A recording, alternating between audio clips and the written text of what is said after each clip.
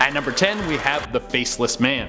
This one was written by a young mother whose son would talk about a creepy man he would always see in his grandparents' bedroom. That sounds completely safe and normal, just a guy that nobody knows about hanging around in a bedroom. It sounds like he has the best intentions. Well, the little boy said even though the man was creepy, he would talk to him and he seemed like a nice guy, but he made the boy feel uncomfortable. Now the mom knew that this couldn't be a real person, but the more and more that the little boy talked about it, the more the mother's concern grew. It seemed that every time he went to visit his grandparents, he would have an encounter with this creepy man. Eventually, the mom asked what he looked like, and the little boy said, "Oh, he doesn't have a face." That will make it easy to sleep at night. A faceless demon that is making pals with your toddler. One of the toughest parts about being a parent is controlling the people your kids are exposed to, especially when they come from an alternate demonic universe. At number 9 we have Michael. So one of the best places to make friends is on vacation. You run into some other people who are on vacation, everyone feels loose and wild, you've got no responsibilities,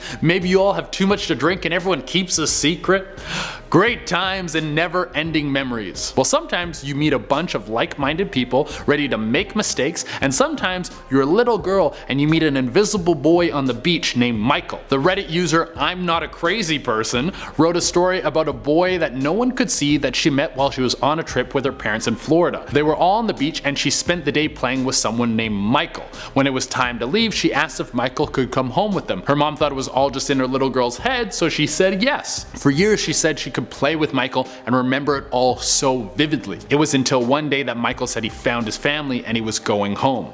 Was this all in the little girl's head, or was there a ghost freeloading off them for years? At number 8 we have The Captain. This story comes from a child psychiatrist. Some parents brought in their daughter because she was terrified by a being in her room who she called the Captain. She described the Captain as a tall man with a beard, and the Captain would tell the little girl that when she grew up, her job would be killing. This of course scared the hell out of the little girl because she didn't want to kill anyone, and probably because she thought she would have more options in the future. The little girl would cry and tell the Captain she doesn't want to kill, but he would just say, "You'll get used to it." Jeez. At number 7 we have Grateful. A young girl by the name of Ruby was interviewed for a magazine. The article was about imaginary friends. Ruby described her imaginary friend as a 14-year-old girl named Grateful who was pregnant with 2 kids and had yellow eyelashes which let her see in the dark. It seemed like a fun character until the article was published, and then an actress by the name of Natalie Morales contacted the girl's mother through Twitter, giving her details on why this wasn't an imaginary friend but a ghost of a pregnant teen who was murdered. Ooh. At number 6 we have Girl in the Closet. Next we got what is for sure the creepiest one on the list so far. This story comes from a mom whose daughter would talk about a girl named Kelly who lived in her closet. Kelly would do pretty normal stuff. They would play together, Kelly would sometimes hang on a rocking chair, which is a huge ghost red flag, just saying. It was all nice and normal until one day the mom was watching the Amityville Horror, starring Canadian treasure Ryan Reynolds, and her daughter walked into the room. It was during a scene where there was a girl on the screen with black pits for eyes and rotting skin. Her daughter then says that looks like Kelly, which her mom responds with, "Who's Kelly?" And her daughter replies, "Oh, Kelly's the girl who's living in my closet." I bet her mom had a great sleep that night. At number 5 we have A Family Spirit. We've got another one that we snagged right off of Reddit. Reddit is such a wonderful place. You can get everything you want. You can find illegal streaming websites, buy or sell used underwear, and even find terrifying stories about kids with demonic imaginary friends. This story was written by rcoley32. She said her daughter told her the story about a tall man who would visit her at night. This tall man would do the sign of the cross on her forehead. If it wasn't bad enough that ghosts are coming into your home, now they're touching you, then the creepy factor got turned all the way up to 11 when her and her daughter were going through some family photos. They came across a picture of R. Crowley's late grandfather, and the little girl said that is the man that has been visiting her at night. This is where it gets good. The little girl had never met her great grandfather before, and this was the first time she'd ever seen a picture of him.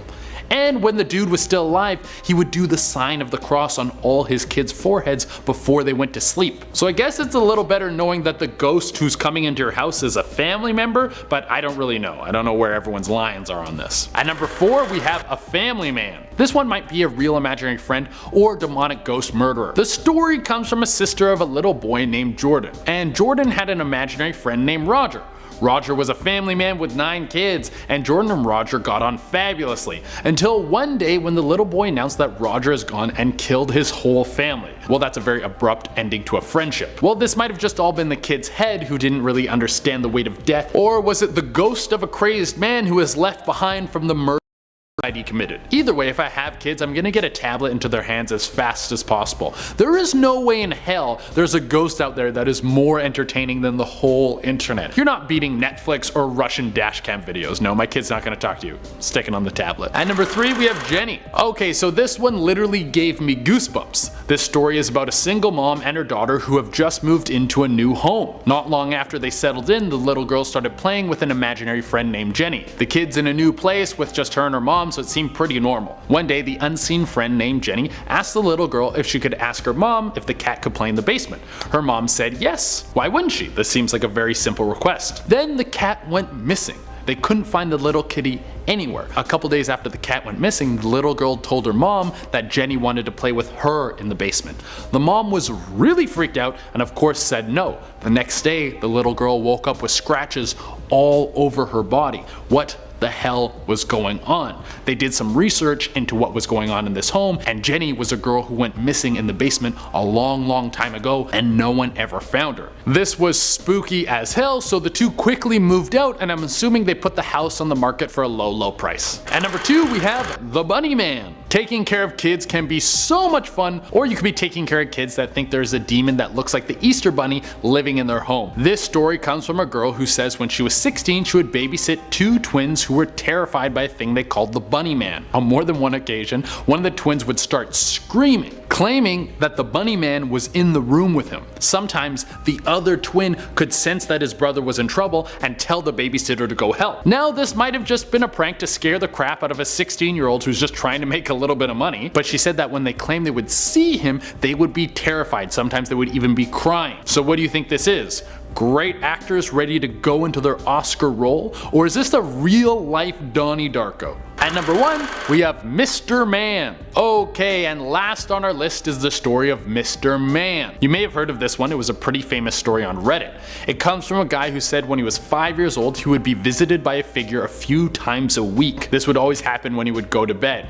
He would see a tall man dressed in all black. He was bald and had a frowning face. He was probably frowning because he found out that he has to be bald in his entire afterlife. You stay bald when you're dead? That's a huge bummer. This figure would never hurt him, but it would just kind of float above his bed like a really creepy roommate. Then one day it just vanished and never came back. It wasn't until years later, when he was all grown up, that Mr. Man made his return. He saw the shadowy figure looking at him through a doorway, and then it used its ghostly powers to swing the door shut. At number 10, we have Angel. A demon naming itself Angel. Seems like a plan so dumb it might work. That's like going into a bank with a gun and being like, oh, I'm the vault inspector. Nothing to see here. Just came to look at the vault and I'll be on my way. Why do you have that big bag with the dollar sign on it? Oh, no reason. That's just my bag I carry all my toys in to give to the kids at the hospital. Nothing to worry about. This one was thrown on Reddit by Redditor Sword Rallier. He wrote about when he was a kid and he had no friends, which is a very huge bummer to start this story. Well, to fight this tragic case of loseritis, he made up an imaginary friend named Angel. This was fitting because Angel was his middle name. I mean, he could have got a little more creative. You can literally name this thing whatever you want, but I'll let it slide. Well, him and Angel would play and our narrative Redditor would have a great time. That's until he started to make friends. Once he took a step out of Loserville and people started to hang out with him, Angel would get angry. He would start to cause trouble, break things, and hurt people. Sword Rallier would have to make up excuses to explain Angel's behavior. So what do you think about this? Do you think this was a demon following this poor kid around, or do you think he manifested an entity to explain his own bad behavior? Does Angel the demon not exist, and it's all just in this Redditor's head as he attacks the people around him? At number 9, we have Betsy. This story starts off when the writer of this post was only 5 years old. Her mom walked out on her sister, and her dad. It was now her dad's job to watch them both, but because of his wife leaving seeing him, he started to turn to booze. After some time, they moved into a new neighborhood where the writer knew no one and quickly made friends with a young girl named Betsy. The two would play almost every day. Betsy would show her around town, and once they grew close, she went over to spend the night at Betsy's house. But eventually, Betsy moved away, and then the two lost contact. Now, years later, she's in her early 20s, and she was talking to her dad and her sister about Betsy, and they both told her that Betsy wasn't real, that she was an imaginary friend, and when she would play with her, she would just be talking to herself. This conversation turned into an argument, and then she asked her dad, well then whose house did I stay at that night? Her dad told her that that's the reason I don't drink anymore. And that's where the story ends. This one sounds a little more like it was made up with a cliffhanger, but it could be true. Demons posing as little girls so they can brainwash you until you feel safe and then try to steal you away. At number 8 we have the Green Man. This one comes way of Redditor X Riot Starter 13X. Great name. He said when he was a kid he had an imaginary friend called the Green Man. He was a very tall guy with a doctor's mask on and he wore green scrubs. On top of this, he was covered in blood. Some kids choose flying elephants for their imaginary friends, others have some dude who just worked a 12-hour shift in the ER. This imaginary friend would freak his parents out, so they sent him to a psychiatrist who determined that this was their son's way of dealing with his sick grandparents. He had been spending a lot of time in hospitals visiting them, so they chalked this up to him just having a big imagination.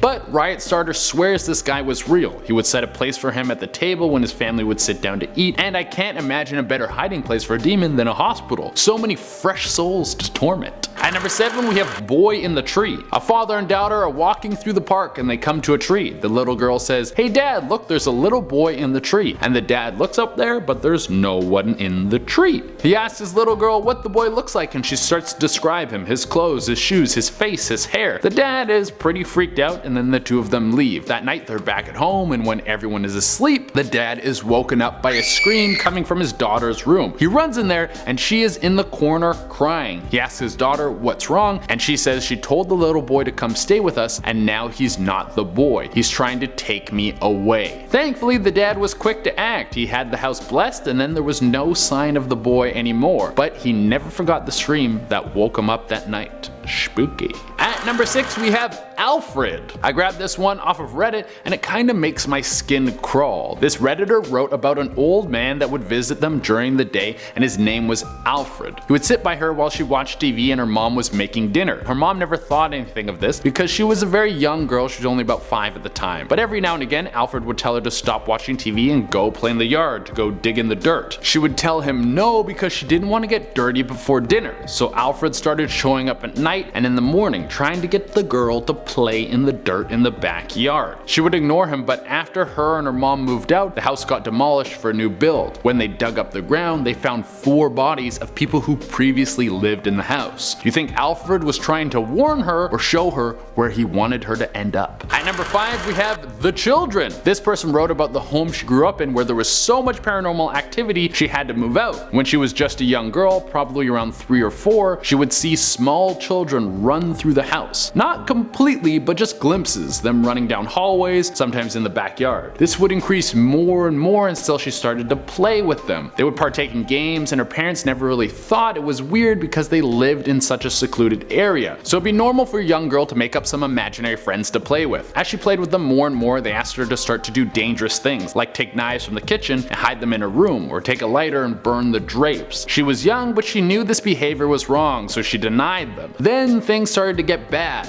Loud bangs could be heard throughout the house at night, and on more than one occasion the little girl woke up screaming with scratches on her body. The children would talk to her and tell her that they would hurt her family unless she listened. Throughout these paranormal activities, she told her family that it was these children, but they didn't want to believe her until her mother saw them. Late one night she looked out the kitchen window and saw what had to be a dozen children staring back at her with black pits for eyes. They moved out shortly after that. Can't blame you. At number 4 we have Hook. This next one is going to make you feel so helpless. Dominic wrote this and he said when he was a kid he would visit his grandparents quite often. If he ever went into the basement, he would see a man there who he called Hook because he was always carrying around a long curved hook. The man didn't talk, but he would smile at the boy. He told his grandparents about him, but they just laughed. They thought it was just a child's imagination. Eventually they got a little worried, so they brought a priest in to see if he could do anything. After the priest came in to visit, Hook told Dominic that his grandparents were going to go away because they were trying trying to get rid of him. The next week, both his grandparents died in their sleep. He never went back to the home because he was too afraid. But the house still stands and there's people living there right now. At number 3, we have Scotty. Be careful who your friends are or you can end up with a situation like this. The person writing the story said that they were in elementary school at the time, and himself and his friend Ryan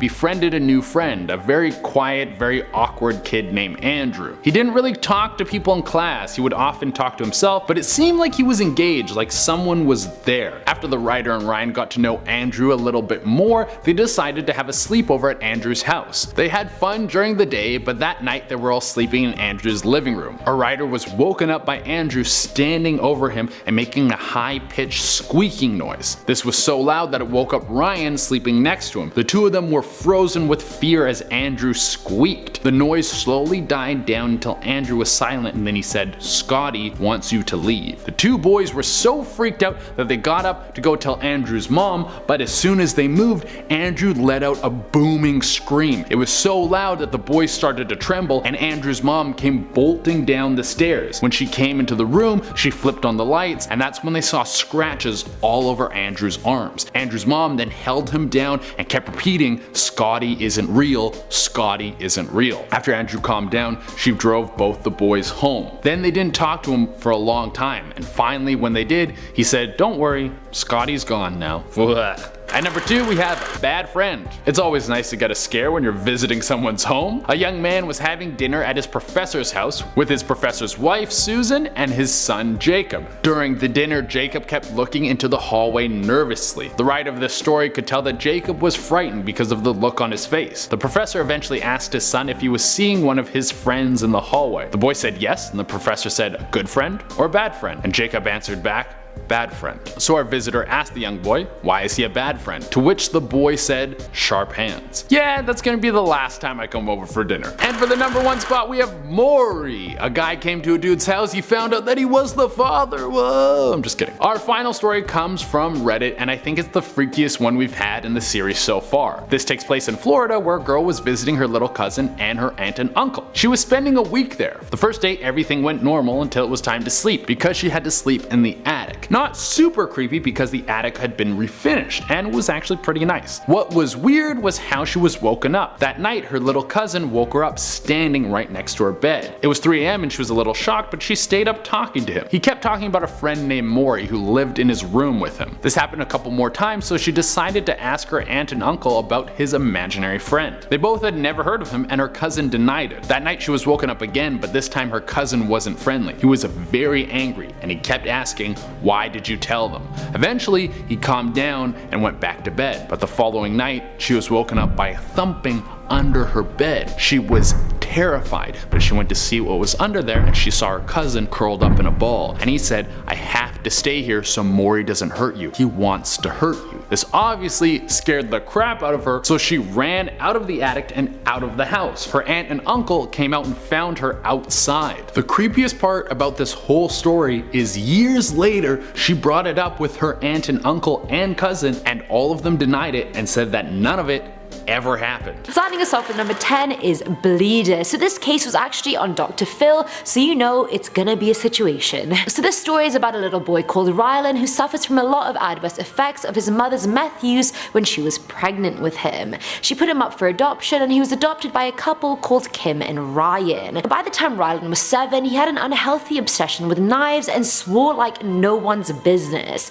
That's why they brought him onto the show, because they were scared he was on the path to becoming a serial killer when he was older. Now Rylan breaks into outbursts and screams about how he's gonna kill his mom and whoever else tries to calm him down, and how he'd stab his parents if they tried taking his knives away. Turns out a lot of these happenings were because of Rylan's imaginary friend, a robot called Bleeder. How nice. Now Bleeder is the one that told him to cut off his fingertips with a razor blade at age 6. Bleeder was the one that kept telling him to kill his family, and he was also the one that would tell him to hold his breath till he passed out when he was 2 years old. So safe to say there are some very dangerous and bad imaginary friends out there. Bleeder being one of them. Coming in at number 9 is Laughing Jack. So Laughing Jack is actually a bit of an urban legend involving a creepy clown called Jack. He appears to kids as an imaginary friend, gains their trust, and then turns on them by cutting them open, ripping out their organs, and filling their bodies with candy because why not? So this case happened back in 2015 to a 12-year-old girl from Indiana. The young girl set her house on fire and then stabbed her stepmom to death. When the police questioned her, she said Laughing Jack had told her to kill her stepmom, and then she was quickly taken to a medical center. There she was told she had PTSD and mild dissociative identity disorder, but no institution wanted to house her. She ended up being admitted to a state mental institution and was found unfit to stand trial. I see how Laughing Jack told her to murder her stepmom, but what about the arson? Who did the arson? At number 8 we have Emily. Now this one comes from Redditor Good Day Brittany, who said when her little sister was about 6 or 7, she had an imaginary friend called Emily. Seems innocent enough. Emily lived in the sister's closet, had long dark hair, and wore a black dress, so basically she was a scary hoe. Either way, the sister played with Emily 24/7 and then started getting weird. The sister would just be sitting in the middle of her room talking to Emily and acting just bizarre. One day their brother passed her room and she turned around and hissed at him, and he swore the girl looking at him looked nothing like his sister. He ran and told their parents, and all he could hear was their little sister screaming "get out" over and over again.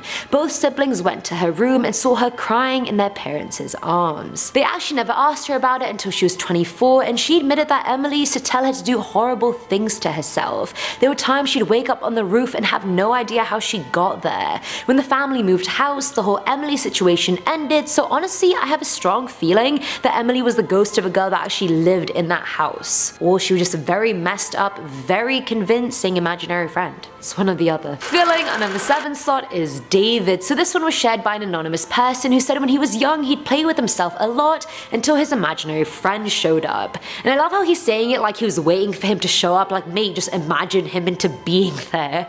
Either way, the user played with his friend all the time, and one morning he was talking to him in the kitchen and his mum asked who he was talking to. Now he replied saying, "I'm talking to David, he looks just like me and likes cuddling at night." His mum then asked where David was from, and the boy replied, "He's from your belly too. We played together in there and then he left, but now he's back." It wasn't until sophomore year that the user actually found out the truth about David. In French class in high school, they were told to choose a different name in class, and so he chose David, and so when he took his gradebook home and his mum saw the name David base product, she burst into tears. David was actually the user's stillborn twin brother, and for some reason, maybe a miracle, the user's imaginary friend was him without him even knowing it. Coming in at number 5 is Spooky Guy, and honestly with this one I can't tell who's scarier, the kid or his imaginary friend.